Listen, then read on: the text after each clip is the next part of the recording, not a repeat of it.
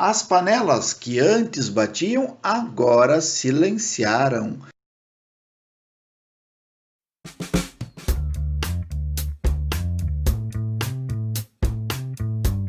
Bem-vindos novamente, estimados, estimadas, ao nosso canal no YouTube. Aqui é a política e a análise política em tempo real. Nós vamos assistir e analisar nesse pequeno vídeo algumas dificuldades que está enfrentando Jair Bolsonaro, o presidente eleito, na composição do seu governo, que está aí prestes a começar daqui a 2 semanas.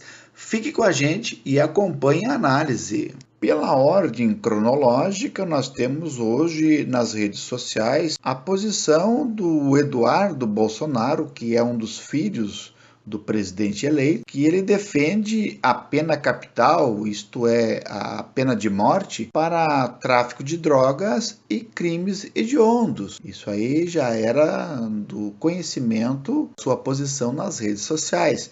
No entanto, o presidente eleito, Jair Bolsonaro, destacou que a Constituição veda a pena de morte. E ele também foi às redes sociais, o Jair Bolsonaro, no dia de hoje, para justificar o contrário. Ele assim se expressou no Twitter. Em destaque no jornal O Globo de hoje, informou que, em meu governo, o assunto pena de morte será motivo de debate. Além de tratar-se de cláusula pétrea da Constituição, não fez parte de minha campanha. Assunto encerrado antes que torne isso um dos escarcéus propositais diários. Então, nós temos aí a posição do presidente eleito que se contrapõe o argumento ou a posição do seu filho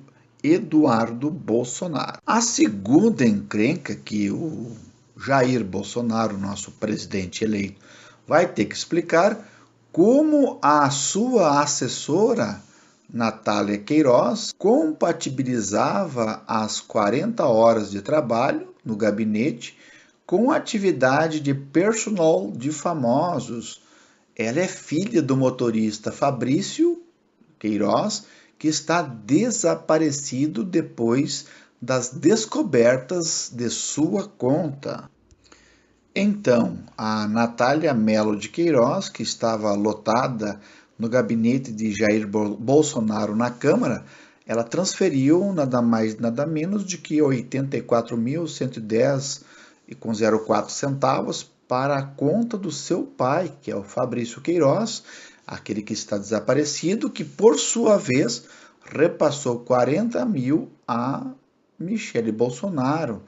As operações não foram declaradas no imposto de renda. A terceira dificuldade de Jair Bolsonaro é explicar a questão do dinheiro do motorista Fabrício Queiroz, que se encontra desaparecido, que era amicíssimo da família, e que foi enviado para sua mulher, Michele, porque ele disse que não tinha tempo de ir ao banco, para facilitar a vida do presidente eleito.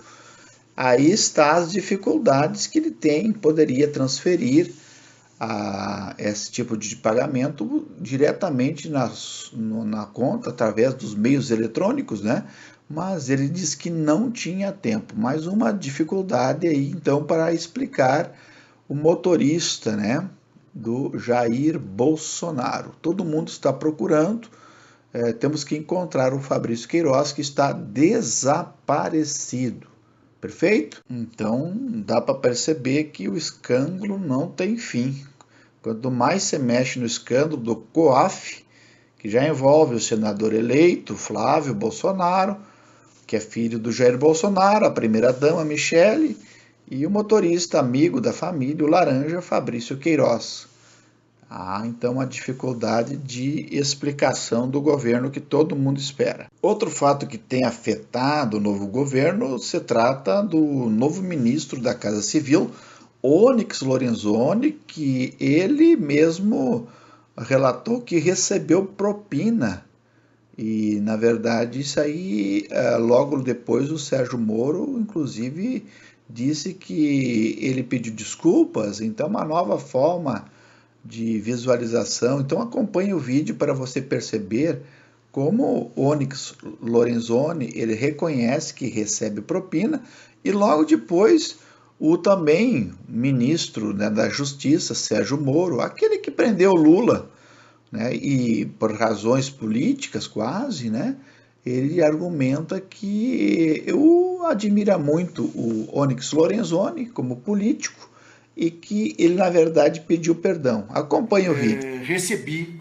e aí quero resguardar a figura do Dr. Antônio Jorge Camardelli, presidente da BIEC, que apenas me prestou um auxílio, no sentido de me alcançar R$100 mil, né? É um pouquinho diferente. Eu, na verdade, tenho uma grande admiração pelo deputado federal Onyx Lorenzoni. Quando aquele projeto foi totalmente desfigurado, né, ele era uma figura até desalentada, pelo tanto que ele lutou para a aprovação daquele projeto naquele momento.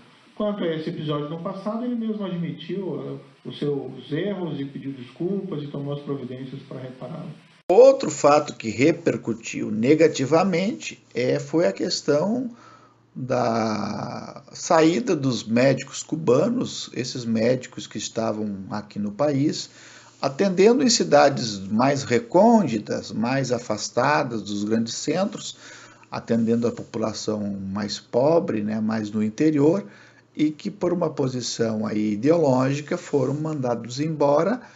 E nós temos um fato que o Jair Bolsonaro, na verdade, achavam que eles eram explorados, e assista o vídeo para ver o que ele se manifestou, de que maneira.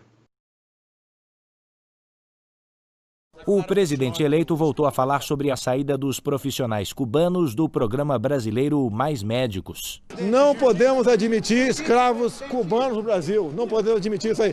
E não podemos continuar alimentando a ditadura cubana também. Mas o problema é que apenas 1/3 dos brasileiros que estavam inscritos nos Mais Médicos não se apresentaram para trabalhar. O problema é esse, que os médicos brasileiros eles não estão muito interessados em atender as regiões mais pobres do país, né? Então, o prazo da apresentação dos que vão suprir a saída dos médicos cubanos se encerrou e percebemos que não foram preenchidas as vagas. Os nossos médicos brasileiros não estão muito afim de trabalhar em zonas mais afastadas. Outro fato que está repercutindo também é a escolha do Ernesto Araújo como chanceler de Bolsonaro. Diz que o Brasil vai deixar o Pacto Global de Imigração, e sem falar também as suas argumentações excêntricas, dizendo que o problema do aquecimento global é uma questão marxista. Para terminar, nós temos então a extinção, aí decretou, na verdade, né, o fim do Ministério do Trabalho. O futuro presidente do Brasil, Jair Bolsonaro, disse que é preciso aproximar a legislação trabalhista da informalidade. Você entendeu isso, trabalhador? Então quer dizer que não teremos mais nenhum tipo de direito e vai ser um trabalho informal.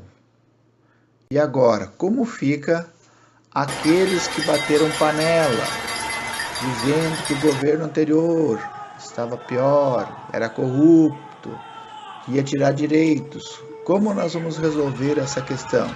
Está aí. Ainda os eleitores de Bolsonaro estão acreditando que o Bolsonaro fará um bom governo. Desse jeito. Vamos acompanhar. Se você gostou do vídeo, dê joinha, ative as notificações e se inscreva em nosso canal. Abraço e até logo mais.